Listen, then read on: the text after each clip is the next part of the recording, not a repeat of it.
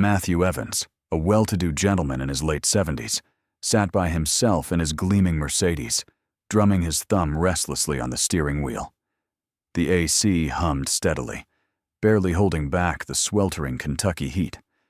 Having retired comfortably from a successful career in finance, Matthew was accustomed to fortune favoring him, but on this particular day, he found himself stuck with a blown tire miles away from his immaculate estate on the town's edge. After several failed attempts to reach roadside assistance, he exhaled deeply and accepted that he'd simply have to wait it out. Just when irritation began to creep in, he spotted someone approaching along the road. A young kid, perhaps 13 or 14, dressed in a worn t-shirt and beat-up sneakers, walked toward him with purpose. Matthew observed as the boy's gaze sharpened, studying the vehicle, before offering Matthew a respectful yet self-assured nod. "Flat tires, sir?" the boy inquired, his tone calm and steady. "Yes, indeed I do," Matthew answered, experiencing an unusual blend of relief and apprehension. "I was hoping for some assistance, but there's no cell service out here." The boy smiled slightly. "I can take care of that," he said, dropping to his knees beside the tire without pause. "My grandfather showed me how to change tires last summer. You got a spare?" Matthew pointed toward the trunk, observing as the boy opened it and retrieved the needed equipment. The young fellow worked efficiently, his hands moving with quiet assurance that seemed remarkable for his age. Standing there, Matthew felt an unfamiliar humility washing over him, something he hadn't experienced in ages. He wanted to compensate the boy somehow, but the young man barely glanced up, concentrating fully on his work. Within minutes, the boy completed the job, cleaning his hands on his jeans and stepping back. "All set," he said simply, flashing a small, satisfied grin. Matthew reached for his wallet and pulled out several bills, extending them toward the boy. "Here, please, take this. I'm truly grateful for your help." But the boy stepped backward, lifting his hand courteously. "Thank you, sir, but I'm good. Just glad I could help." Amazed, Matthew stood there, cash still outstretched, as he watched the boy turn and continue down the road. The encounter had touched him somehow, though he couldn't precisely identify why. Now alone, he tucked the money back into his wallet and returned to his car, watching through the rearview mirror as the boy's silhouette diminished in the distance. Throughout his drive home, Matthew's mind kept returning to the boy. There was a quiet nobility about him, a confidence that didn't stem from wealth or advantage, but from something more fundamental. That night, sitting alone in his luxurious home, Matthew couldn't shake the image of the boy walking away with nothing but a smile. That evening, Matthew settled into the leather armchair in his study, surrounded by bookshelves filled with volumes he seldom touched. The room was silent except for the gentle ticking of the grandfather clock in the corner. His dinner, a perfectly cooked steak with asparagus, sat cold and untouched on the side table. His thoughts remained fixed on the boy. Throughout his lifetime, Matthew had encountered thousands of individuals, business associates, staff members, investors. Most dealings centered around negotiations, favors, and transactions. There was always a trade-off, a cost, or an obligation. But this boy, this complete stranger, had assisted him purely out of kindness.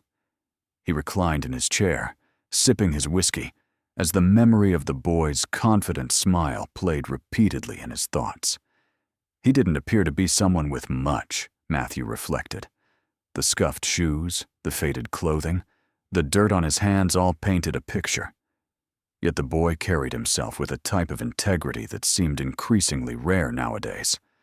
The following morning, Matthew felt compelled to locate the boy. He wasn't sure why, but something within him felt incomplete. Perhaps it was guilt, perhaps gratitude, or maybe simple curiosity. Whatever drove him, he found himself traveling down the same road, searching the landscape for any trace of the boy. Hours went by as he stopped at service stations and small restaurants, asking anyone willing to listen if they'd seen a young boy matching his description. Most people shrugged or shook their heads until eventually, an elderly woman working behind the counter at a small cafe responded. "Sounds like you mean Elijah," she said, wiping her hands on her apron. "That boy's always lending a hand around these parts. Lives with his mother over in Harlan." "Harlan?" Matthew repeated, making a mental note. "Thank you." The town of Harlan lay an hour away, tucked into the Appalachian foothills. The journey was picturesque, but Matthew hardly took notice. His mind was buzzing with questions. What sort of life did this boy lead? What kind of family produces someone like that? Upon reaching Harlan, the streets were peaceful, lined with humble homes and small shops. He asked several residents about Elijah and was eventually directed to a small house on the town's outskirts. The house showed its age but appeared well-maintained, with a front porch that drooped slightly under its own weight. Matthew parked his vehicle and paused momentarily, uncertain of what he'd even say. Taking a deep breath, he knocked on the door. It opened shortly after, revealing a woman in her early 40s. She appeared weary but kind, her eyes alert and inquisitive as she evaluated him. "Can I help you?" she asked. "Good morning," Matthew said, clearing his throat. "I apologize for the intrusion, but I believe I encountered your son yesterday." "Elijah, correct." He assisted me with a flat tire. Her expression immediately softened. "That's my Elijah," she said with a gentle smile. "He's always helping people." "I simply wanted to thank him properly," Matthew explained. "He refused to accept anything from me yesterday." She nodded, stepping aside to invite him in. "He's out back. You're welcome to wait." Matthew entered, taking in the humble surroundings. The furniture was aged but spotless, the walls decorated with family photographs and several hand-drawn pictures that appeared to be from a much younger Elijah. It was vastly different from his own residence, with its flawless surfaces and costly artwork. Yet something about this place felt more welcoming, more vibrant. He followed her to the backyard, where Elijah was fixing the fence. The boy looked up, surprised to see Matthew. "Hey, mister," Elijah said, wiping his hands on his jeans. "What brings you here?" Matthew smiled, feeling unexpectedly nervous. "I wanted to thank you once more. You helped me when I truly needed it, and I just couldn't stop thinking about it." Elijah shrugged, his expression relaxed and sincere. It wasn't anything major, but to Matthew, it was everything, and he was determined to demonstrate it. Elijah leaned against the fence, his curious stare focused on Matthew. For a moment, neither spoke. The boy's peaceful manner made Matthew feel somewhat out of place, as if he were the one being evaluated. "I don't think you understand what a significant thing it was," Matthew finally said, breaking the quiet. "People don't typically help strangers without expecting something back." Elijah cocked his head slightly, appearing confused by the comment. "I don't see it that way," he responded. "If someone needs help and I'm able to provide it, why wouldn't I?" Matthew was amazed by the straightforwardness of the boy's reasoning. He looked beyond Elijah to the yard. The fence was cobbled together with different types of wood, the grass patchy and thin. Behind the house, an old swing set tilted dangerously, its chains corroded and snapped. It was obvious that Elijah's family had limited means, but they managed with what they possessed. "You've got good sense," Matthew said, genuinely meaning it. "Your mother must be very proud." Elijah beamed, glancing back toward the house. "She works really hard. I just try to pitch in wherever I can." Matthew remained quiet for a moment, taking in the boy's words. He thought of his own youth, spent in a house much like this one. His parents had labored endlessly to get by, instilling in him the importance of hard work and determination. Through the years, he had strayed from those teachings, becoming consumed with the chase for wealth and prestige. Now, standing in this yard, he felt a peculiar sense of nostalgia and remorse. "I'd like to do something for you and your family," Matthew said finally. Elijah straightened up, his expression wary. "We're doing fine, mister. We don't need anything." "It's not about necessity," Matthew insisted. "It's about doing what's right. You helped me, and I'd like to reciprocate." Before Elijah could answer, his mother appeared on the porch, drying her hands with a dish towel. "Elijah, you'd better come inside and clean up before lunch," she called. Then her gaze moved to Matthew. "Would you like to join us? It's nothing elaborate, but you're welcome." Matthew hesitated, unaccustomed to such hospitality, but the genuineness in her voice left him no choice. "I'd appreciate that," he said, following her inside.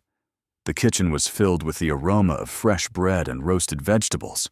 The table was compact, surrounded by mismatched chairs, but it was arranged with care. Matthew took a seat, feeling strangely displaced in his expensive suit amid the modest setting. Elijah washed his hands at the sink and joined them, his easy smile never wavering. During the meal, Matthew found himself engaged in their conversation. Elijah spoke about his schooling, his friends, and his aspirations of becoming an engineer. His mother shared tales about the community, speaking with quiet pride about the neighbors who supported each other. Matthew listened carefully, experiencing a warmth he hadn't felt in years. Despite all his wealth and achievements, his own house felt cold and hollow compared to this simple home filled with joy and authentic connection.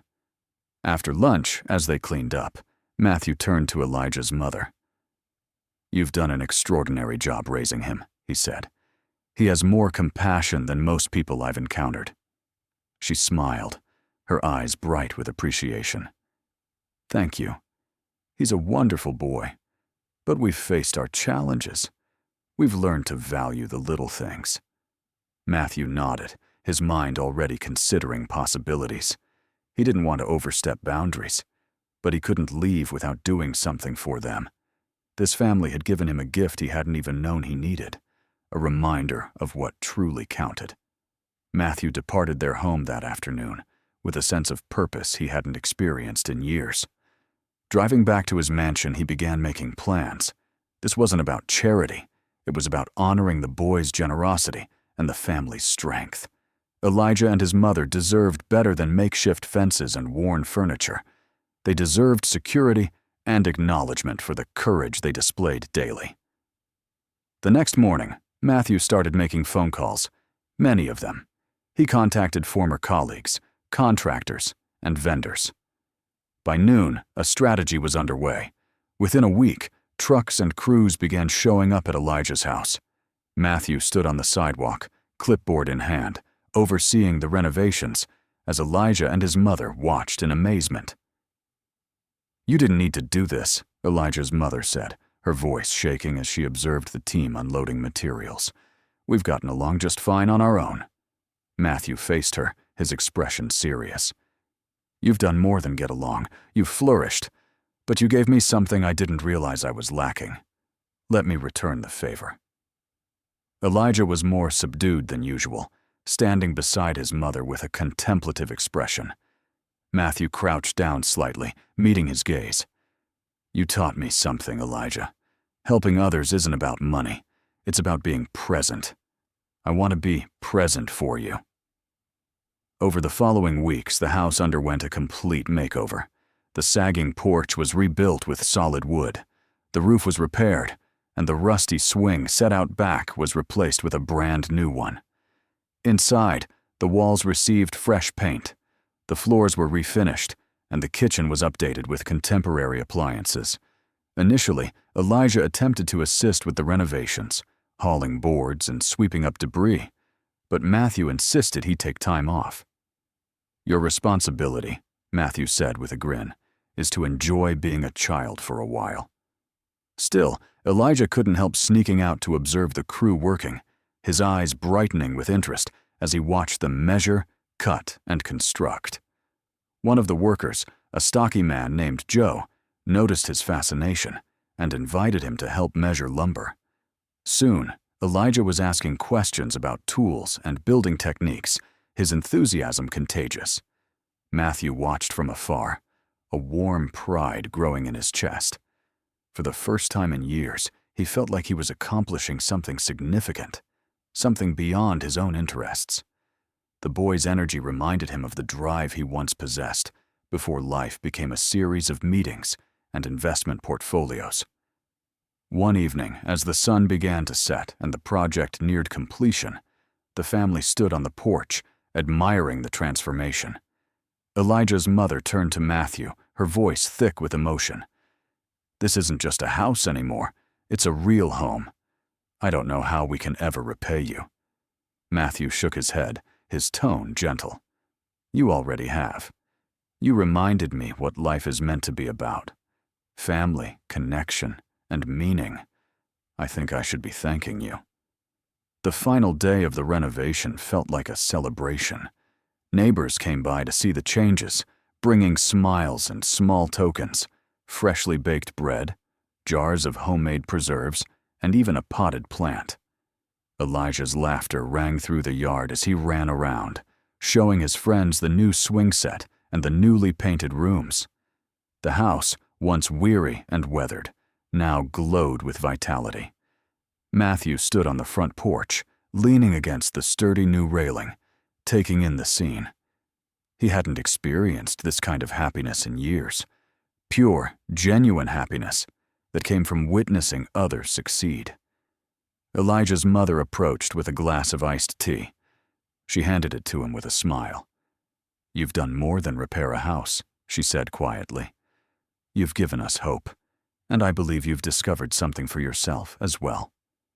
Matthew nodded, taking a drink. "I have," he acknowledged. "I spent so many years pursuing things I believed were important: money, status, power. But none of it compares to this. None of it ever satisfied me the way this has."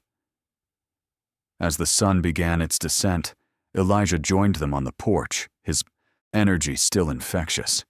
He looked at Matthew, his expression thoughtful. "Mr. Matthew," he began, "I've been thinking a lot about what you've done for us. I want to do something like this someday. I want to help people too." Matthew placed his hand on Elijah's shoulder, his voice firm. "You already are, Elijah. Your kindness started all of this. Don't ever change that." The three of them sat together, watching the sky transform from gold to deep amber. The day's warmth lingered, but there was a deeper warmth, one that came from connection, appreciation, and a shared sense of meaning. When it was time for Matthew to go, Elijah and his mother accompanied him to his car. The boy's bright smile and his mother's emotional farewell were burned into Matthew's memory as he drove away. This wasn't an ending, he realized. This was just the start of a new chapter for all of them. The weeks that followed brought additional changes. Elijah's newly discovered interest in construction grew into a genuine passion. Matthew arranged for him to spend time learning from the workers who had helped renovate the house. Elijah absorbed every piece of information, eager to understand more. Matthew, meanwhile, found himself returning to Harlan repeatedly. Each visit felt less like a journey and more like coming home. He no longer felt like a stranger in their lives. He was part of something meaningful now, and for the first time in years, he was truly happy. The story concluded where it had started, in a small town with a generous spirit, where one act of kindness from a young boy reminded an older man of life's most important lesson. It's not about what you possess, but what you share.